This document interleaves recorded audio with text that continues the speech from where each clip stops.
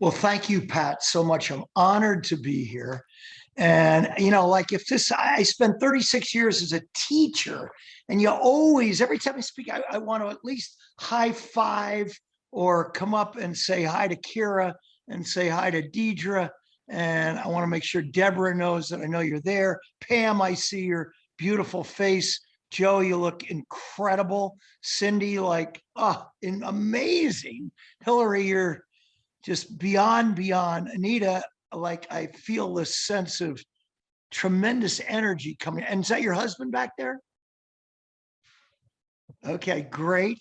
Donna, I love the smile. Kathleen, thank you so much for being here. Marianne, great to see you. Marcia, I'm so glad you could be here. Alsa, I hope that was done right. Beautiful name. Laura, it's under iPad, but I would call you beautiful. Connie, Tim, Sandy, Mark, great to see you. Kathleen, Beverly, Laura, Teresa, and Fred, and the rest are coming up, just not here yet. So they don't get any accolades. But as Pat said, I am Jim Stroker, and, story that I'm going to share with you really started a long time ago. And I'm a four-generation Ridgewood resident. And as Pat suggested, I taught in the Ridgewood Public Schools, grew up, went to Ridgewood High School, and have spent my entire life here. I'm looking out right now of my apartment at the Benjamin. And I don't know if you've seen the new apartments right underneath the trestle. And I'm looking out to the tree.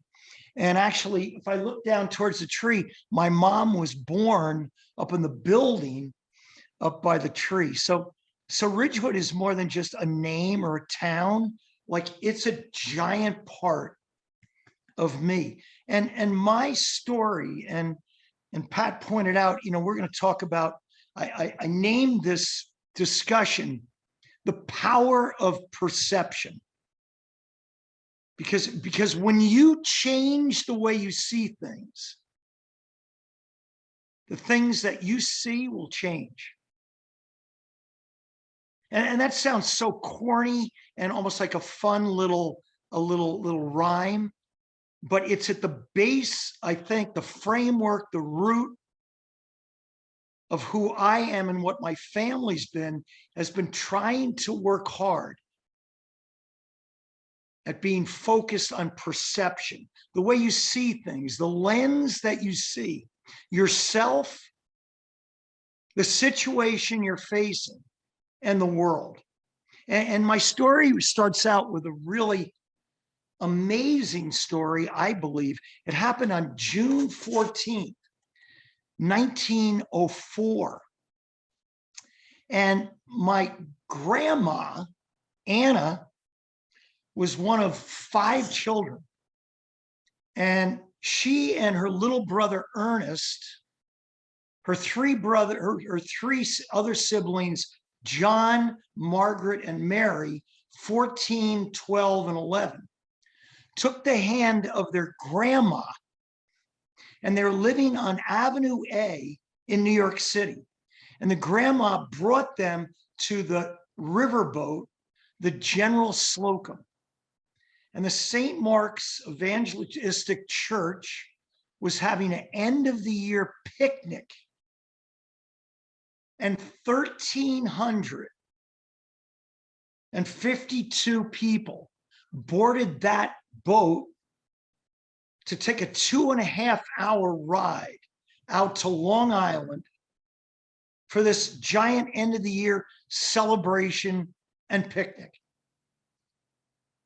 And over 300 of those participants were children under the age of 10. And my grandma was 7. And her little brother, she's holding him. That's her job, is to take care of Ernest. He's 5. And I think my story and our family story started that day. because the riverboat took off around 23rd Street up the East River, and around 91st Street, that boat caught on fire. The General Slocum, the blazes came up, people screamed, and they grabbed at life jackets. They grabbed, and amazingly enough, on that day, 321 of the 1,350 survivors or people survived. It was the biggest disaster before 9/11 in the history of New York. And here's the story. My grandma was 7. And she took her little brother, Ernest, and she held him tight, and she jumped overboard. And she survived, and Ernest survived. And I can't get enough of that story. I'm trying to think what it was actually like to have people screaming, to have people on fire, to be totally in a crisis set, and to see a 7-year-old somehow where we'll have the wherewithal, the composure, and the poise to take her little brother and jump overboard and then stay afloat. See, I think about this a lot, and I wonder why.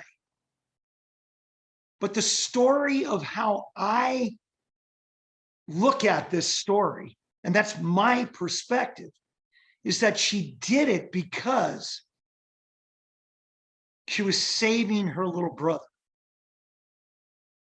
And when you live in something bigger than yourself,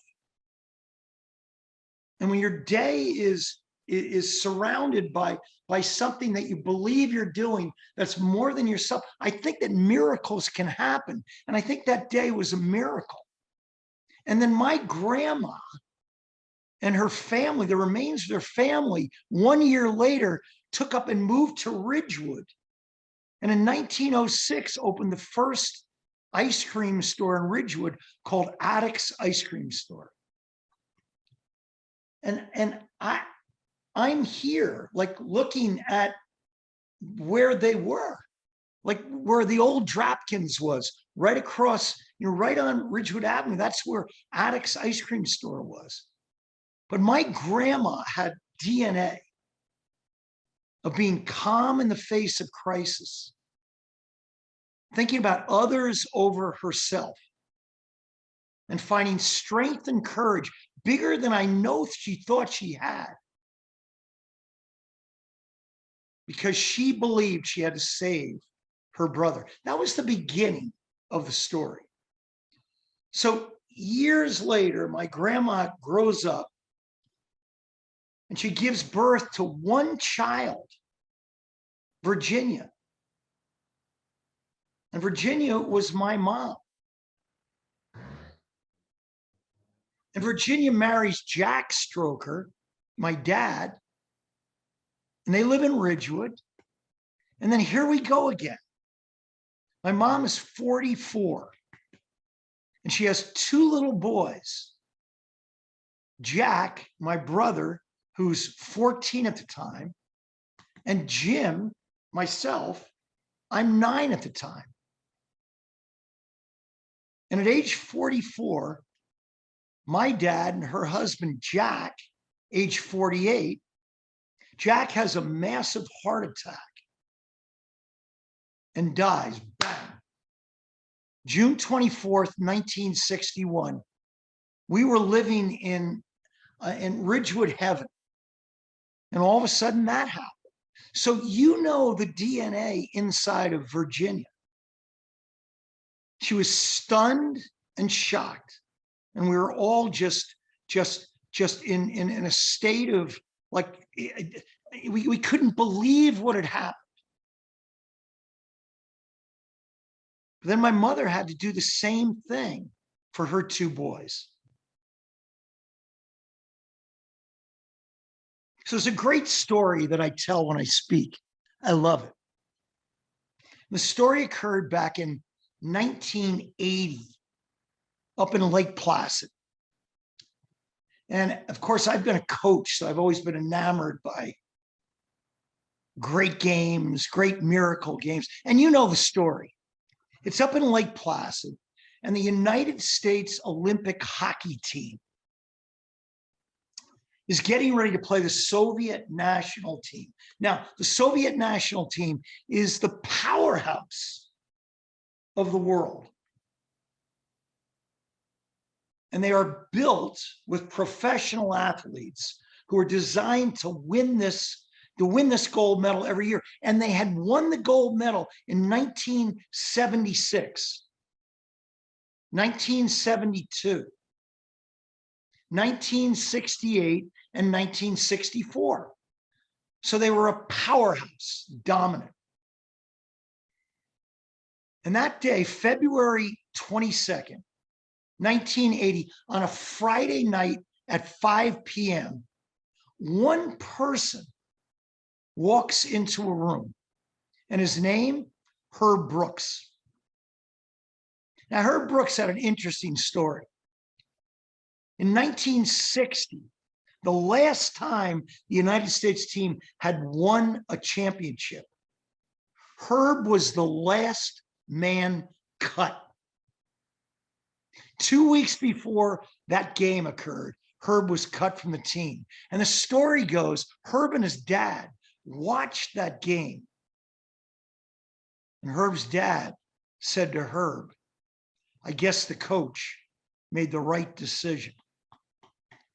He said a dagger went into Herb's belly that day and built this drive, this inspiration to get back there one day. And now he was there, and he walked into that locker room, and something interesting happened. Because when you change the way you see things, the things that we see will change. And Herb looked at his team. His team was a bunch of collegiate hockey players. Their average age was 20 years, 6 months. They had scrimmaged this Soviet national team 4 weeks before the Olympics and lost 16-3 in Madison Square Garden. And Brooks looks at the group and says the following: great moments are born from great opportunities. Well, the boys, great opportunities. We're going to get slaughtered. He says, one game. If we played them 10 times, they might beat us 9, but not tonight. Brooks is talking about staying present, focusing in on right now, right here. He doesn't care what's happened yesterday. He's not interested in what's going to happen in the future, just right now. He says to them, tonight, you'll skate with them and stay with them and shut them down because you can. And then here's what he says tonight. Tonight, you are the greatest hockey team in the world. Here we go. Boys, you were born to be hockey players. You were meant to be here tonight. This is your time. Did you ever think that in your life? That once in a while you were born to be who you are? And you were meant to face the challenges that you faced? And that the hero inside of you is waiting to emerge, the best version of you, and it only is able to come forth during these challenges and difficulties. For about 3 weeks, we sat in our home, stunned and shocked. And then my 44-year-old mom stood up and told us, the events in your life are sometimes out of your control, but the way you respond to them is in your control. And that will dictate the outcome. My mom blended. If you ever met her, she was one of the kindest, most loving, empathetic, compassionate women you ever met. But she blended that with tenacity, grit, courage, and strength. She put those two together and she changed the way we saw the situation. You see, we looked at it as an obstacle, but she called it an opportunity. We looked at it as a problem, but she rephrased it as a possibility. She said this isn't a setback, but it's a setup for the new life we're going to live. And she taught me that when you change the way you see things, the things that you see will change. And every day you and I wake up and we have a choice. There's one book, I've got a whole load of books on that bookshelf. And one book's on the top shelf. It's called A Man's Search for Meaning. It's written by Viktor Frankl. And I know you know the story. Frankl is a psychotherapist who is in the middle of, like, for most of us say, like beyond. He's at prison camp, concentration camp after concentration camp. He loses his parents, he loses his family, and he's there in the midst of the worst torture we could ever dream of.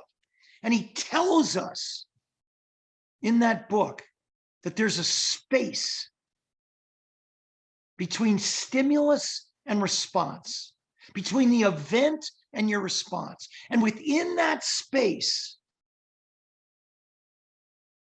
holds your power and your freedom, because it's your choice.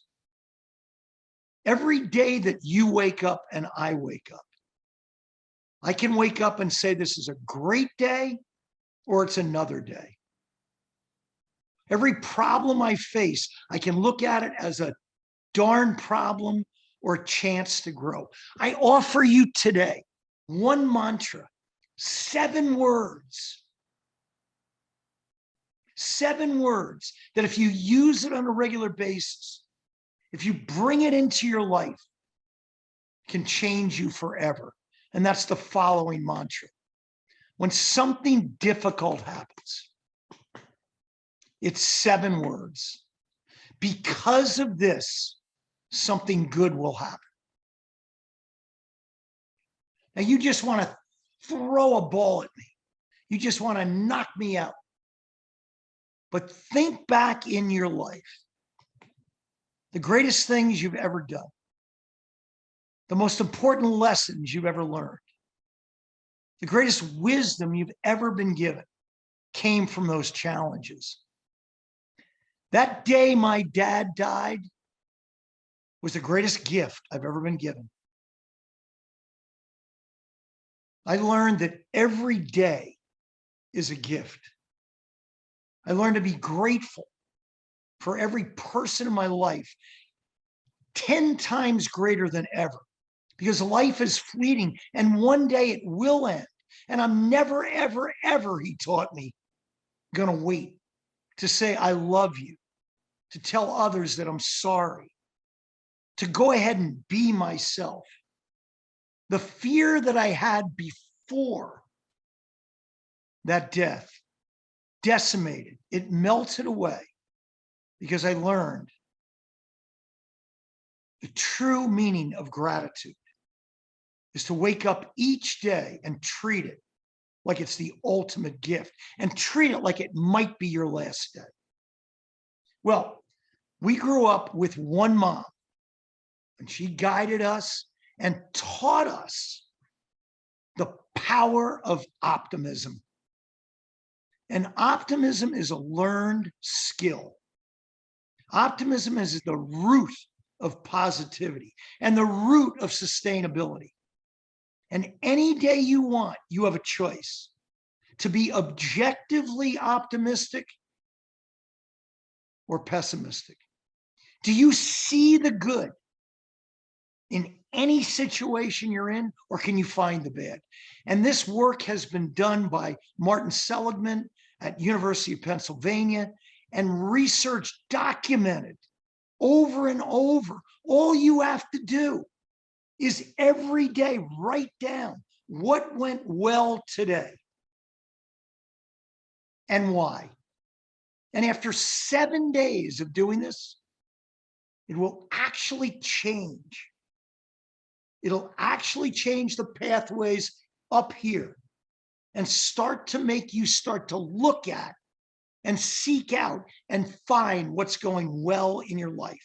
This is hard to do, especially when you're struggling. But gratitude, optimism, and hope are not just words. They're power sources. To be grateful for what you have instead of focusing in on what you wish you had can lead to peace, harmony, and tranquility.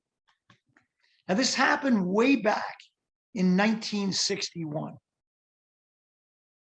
And amazingly enough, some 20 now, 19, let me put the numbers together, 1961, and 28 years later, all of a sudden, I got to be my grandma, and I got to be my mom. And any level of optimism, hope, positivity is only because I mirrored and modeled people in my life who taught me this. And if you were lucky enough to grow up with someone that gave you that hope, optimism, that saw the bright side of everything, you're a lucky person. And if you didn't, then you found it in your life. And if you raise your hand right now and say, that's me, it's because you had people to mirror and model. You had a North Star. And I had that in my mom. So I grew up and was like in heaven before heaven. I was a teacher at Benjamin Franklin Middle School. It was October 30th, 1989. And I had two amazing children. Jake was age 4, Allie was age 2. And with my wife, Jody, we were living on the corner of Fairway and North Pleasant and just living in like life beyond. I was so, I couldn't be more excited about everything that was right there. And having lost my dad, I think like all the father feelings were like 20 times. I got to relive what I never had.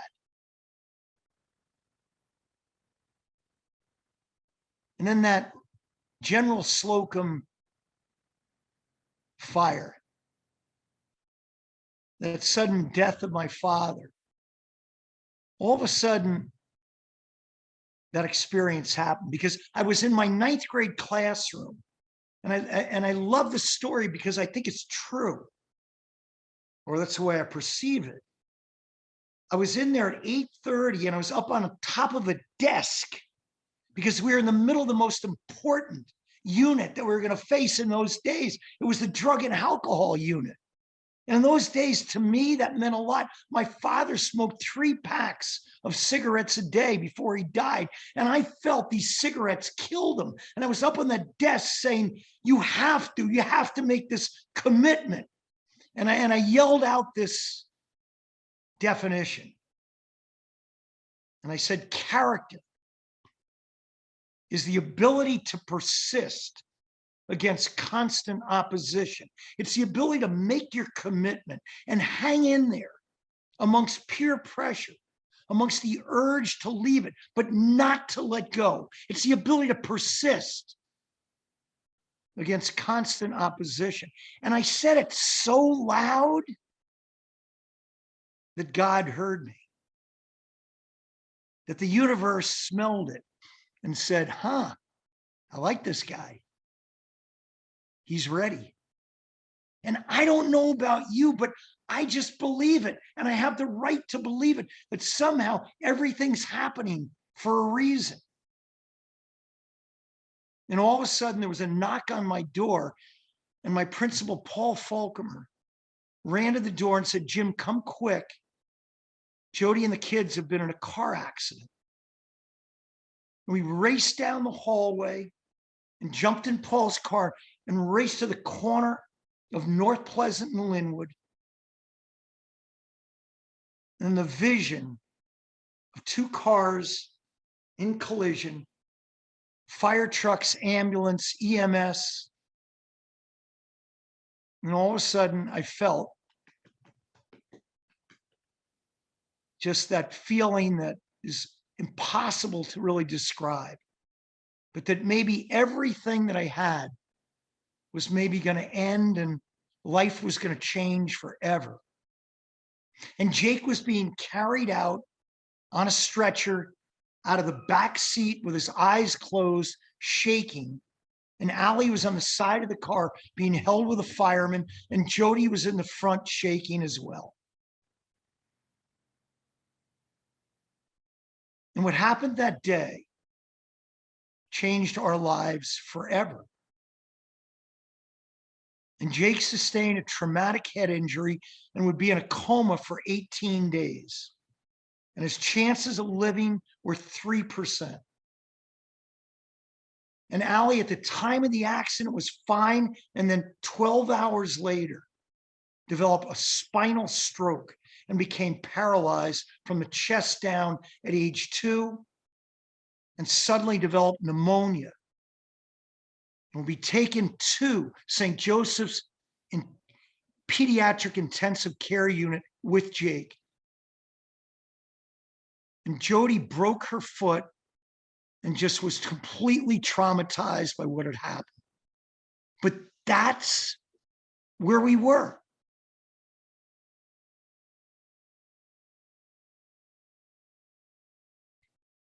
And there's no way of even describing what that felt like. The fear, the shaking, the vomiting, the looking up to the sky saying, why? The praying. I mean, this is all a story of hope and inspiration. That was just a sheer story of being scared and sent to your knees and screaming and crying and saying it can't happen. It looked like both children were going to die.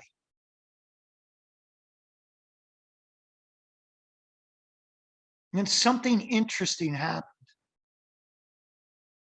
My friend Chuck Johnson was with me and said, "Stroke,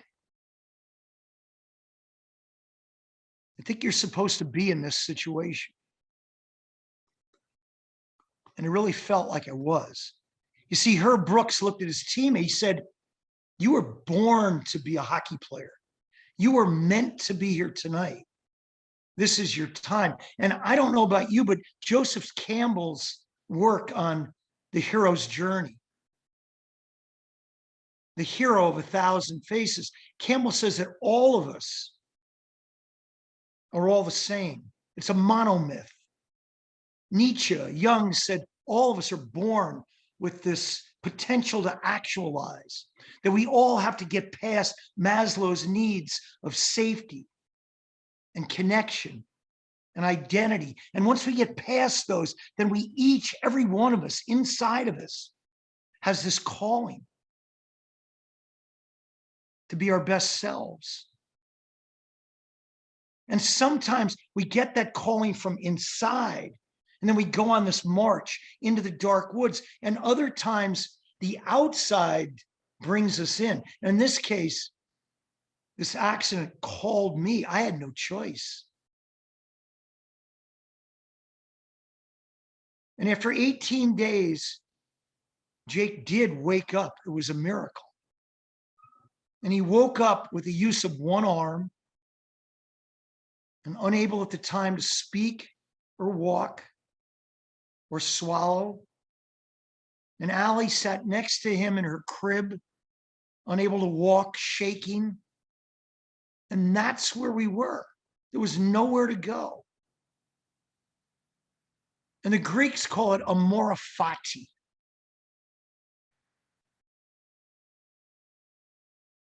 To love whatever situation you're in, because it's a gift. And I'm not sure I loved it, but for some reason inside, I pictured my grandma hanging on in the East River, holding on to her little brother. And I pictured my mom with her strength and courage. And I knew somehow we were going to get through this. And at the root of that was optimism. The root of that was a belief inside that we were going to be okay. And we started to pray that it would be like it was. We wanted to go back.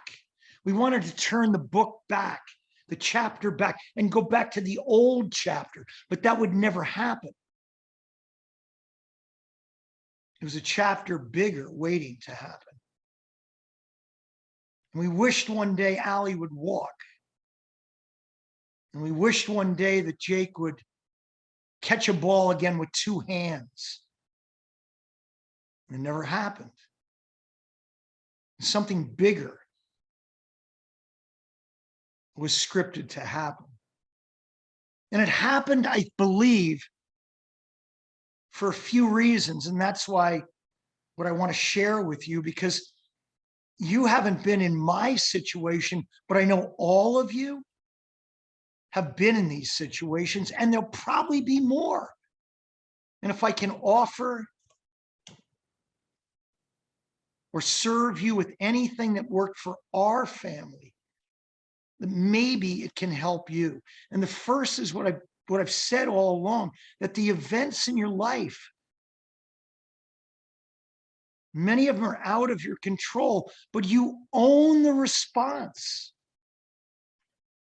The great Jocko Willink wrote a great book called Extreme Ownership. Like we own it. Tomorrow morning when you wake up, it's your choice. When you walk in to get your coffee, it's your choice how you treat that barista. When someone calls you hurting, or someone calls you and they're not overly kind, it's still your choice on how you want to respond. And it might not be fun, it might not be easy, but it's still your choice. And so E plus R equal O. The outcome of your life is not what's happened, but it's how you've responded. And the second most important thing that ever happened was to find out how you were going to be able to get through this. And I've had soulmates show up in my life. I don't know about you. They're like serendipitous people that show up out of the blue. And they offer you this like guidance, these gems, these gifts that give you the strength to make it through. And one of my soulmates was Dr. Rob Gilbert. He's a professor at Montclair State, and I still call his hotline every day. And right after the accident, Gilbert offered me a story. The story was about the Barnum and Bailey circus back in 1930. And the Barnum and Bailey circus had their giant big top, where all the elephants and the high wires with all these exciting events. But the really exciting parts happened out at the sideshows, these little tents on the perimeter. And this sideshow was called The World's Strongest Man. And people would line up in this long line and pay their 25 cents to see the strongman do his feats of strength. And on this day in October, everyone sat in the tent and they waited for the strongman to come out. And his assistant walked out and said, I'm going to present to you the strongest man in the world. And he's going to do 4 feats of strength that are going to prove to you the legitimacy, the validation. This is the strongest man in the world.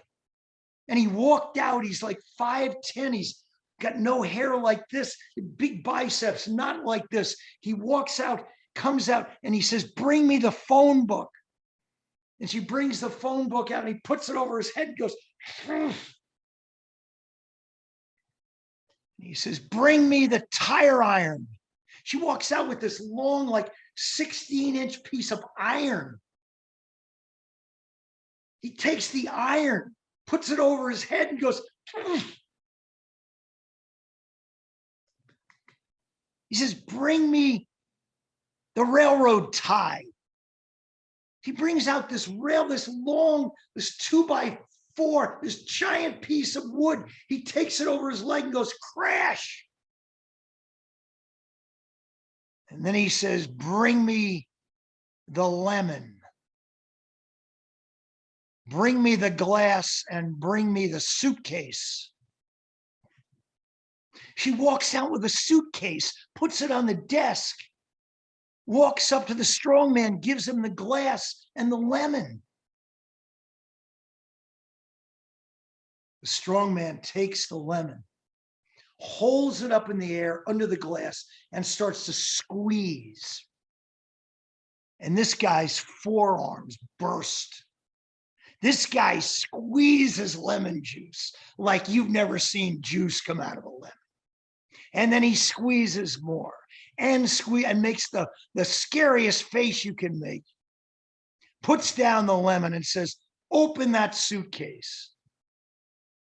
His assistant walks over, opens the suitcase, and there it is, bills, hundreds, 50s, 20, thousands of bills with a little index card that says $72,000. He looks over and says, that's my life savings. If anyone out there can squeeze one drop of lemon juice out of this lemon, it's yours. Now, this show would get on for 5 years, 3 shows a day. Thousands of young, strong men and women had walked up to squeeze that lemon, and no one could squeeze it. The strong man knew he was top shelf, and that was his life savings. Well, he looked out into the tent, and of course, no one would put their hand up.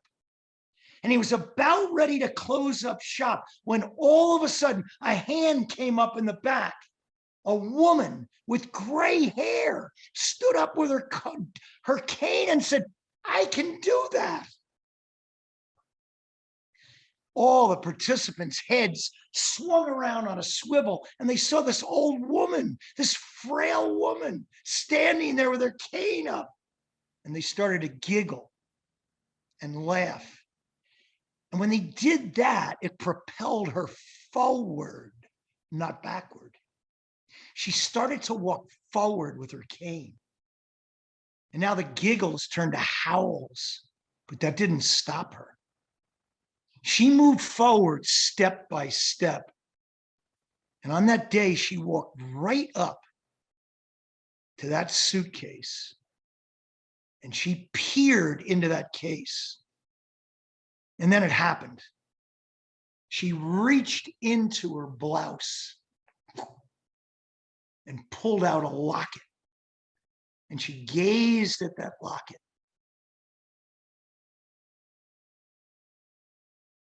Closed that locket up, put it back in her blouse, walked up to that lemon and held that lemon up high. She closed her eyes for, some say, a good 2 minutes.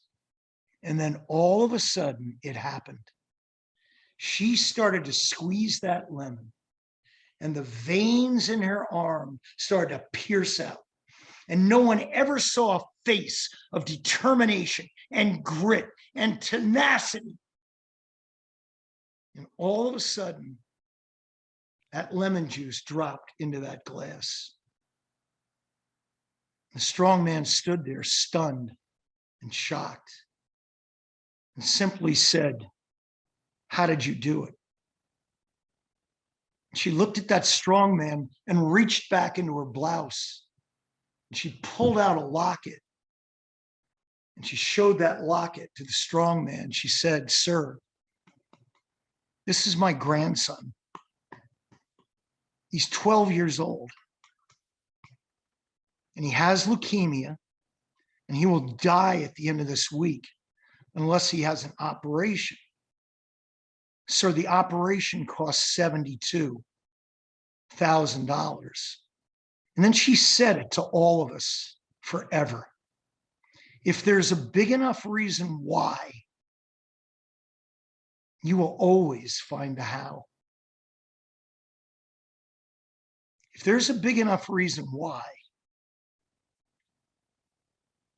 you'll find the how. If the how is about other people, the how is about people that need you, you'll find strength. You'll find courage.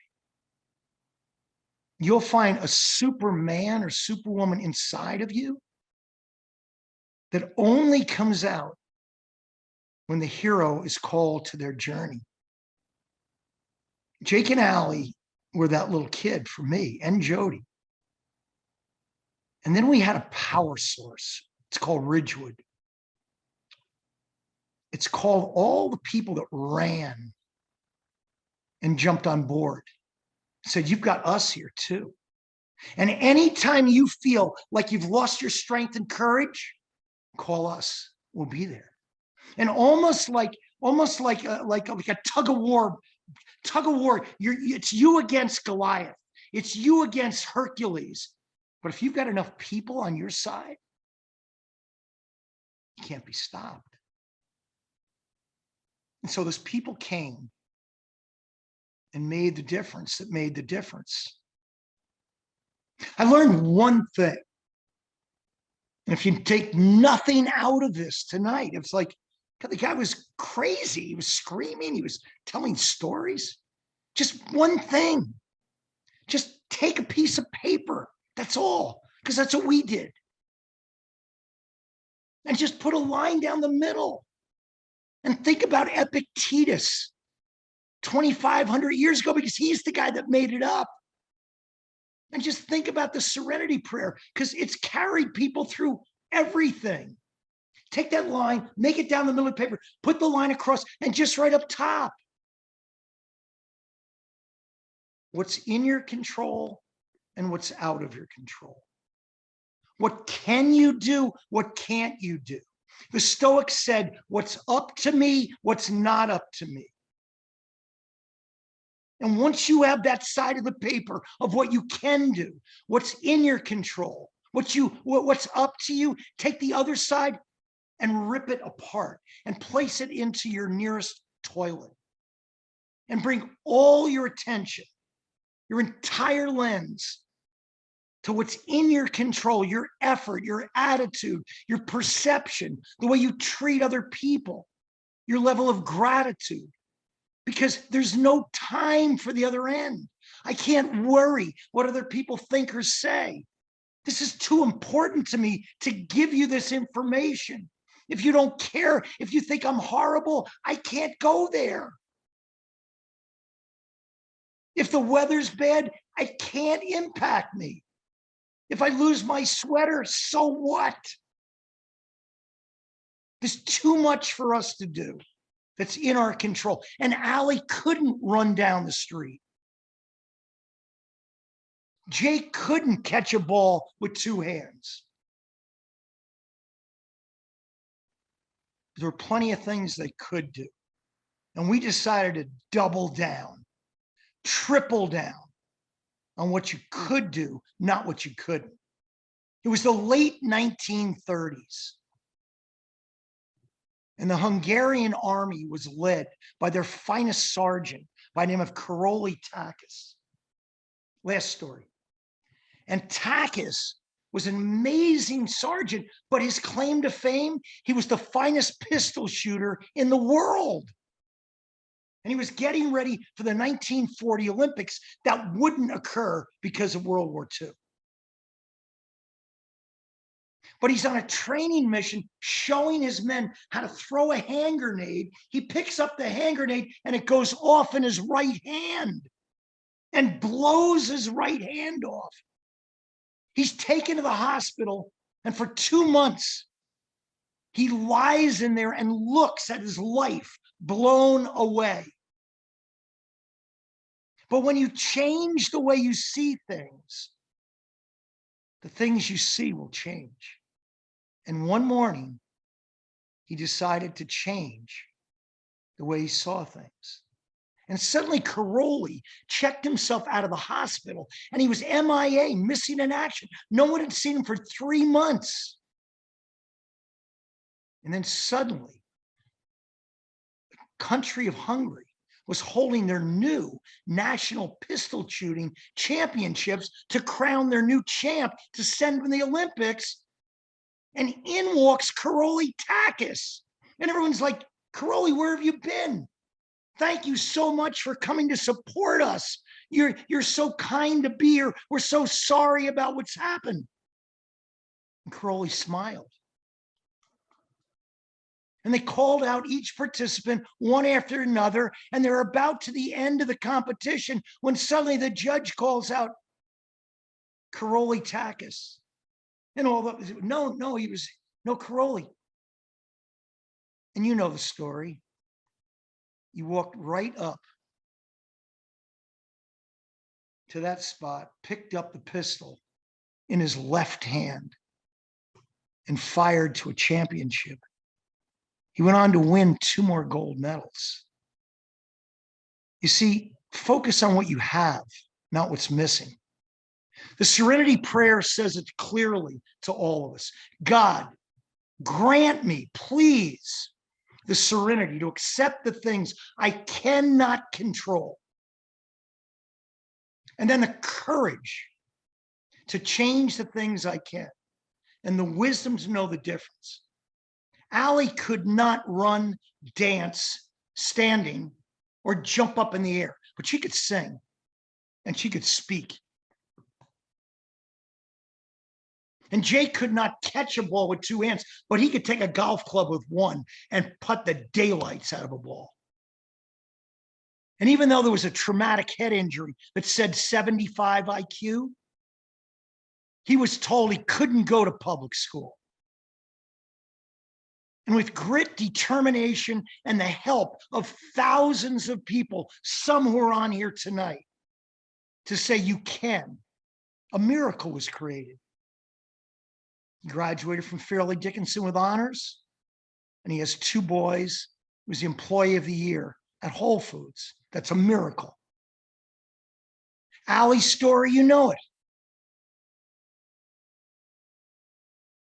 Allie grew up, went to Ridgewood High School. She was elected president of the class because she stood for something. She stood for doing the impossible. And that's what her mission was. Her great-grandma stayed afloat in the middle of the East River. Why shouldn't she? Her mom stepped up and showed grit and determination. Her grandma, why shouldn't she? And Allie became the first wheelchair-bound actress in the history of Broadway. And you know what happened. She won a Tony last year. But all this stuff, guys, all of it, happened not because of her mom and dad. We helped. I got to be a hope coach.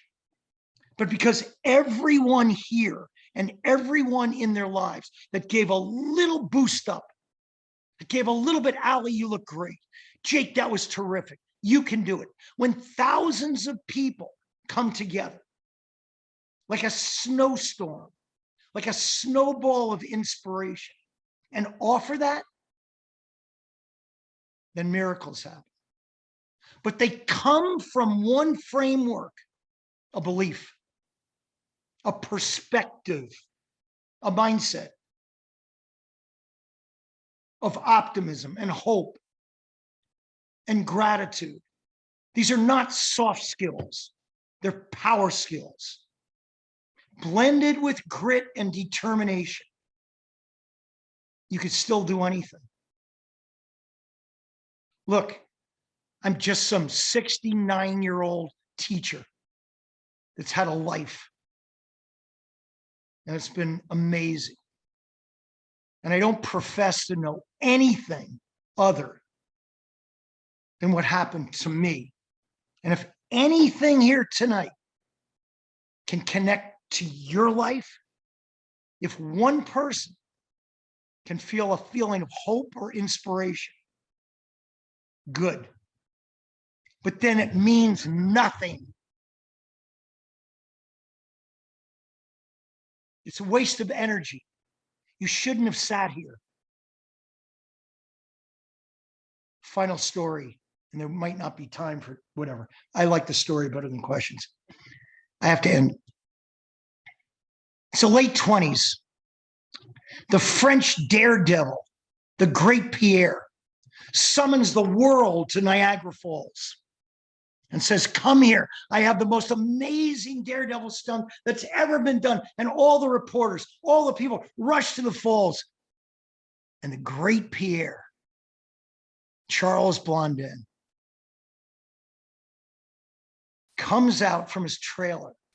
And there it is, a high wire across Niagara Falls. Everyone's like, no, he can't be, no, he can't do it. And he walks out on the high wire, 4 steps, and freezes. And they all go, uh-oh. And he backs up off the high wire. Everybody's like, see, I knew he couldn't do it. He walks behind the trailer, true story, and comes out with a wheelbarrow filled with bricks. He starts to push that wheelbarrow across Niagara Falls. And he goes all the way across the falls that day. And people jump up and down, the reporters flash pictures, they all run up. It's the most unbelievable thing they've ever seen. And they're asking questions. Pierre, how did you do it? How did you practice this? Who gave you the idea? Could you do it again? Stop. Ask that question again. And the one reporter goes, me? He says, yes. What did you ask? Could you do it again? And Pierre looks at the reporter and says, what do you think? Reporter says, I think you could.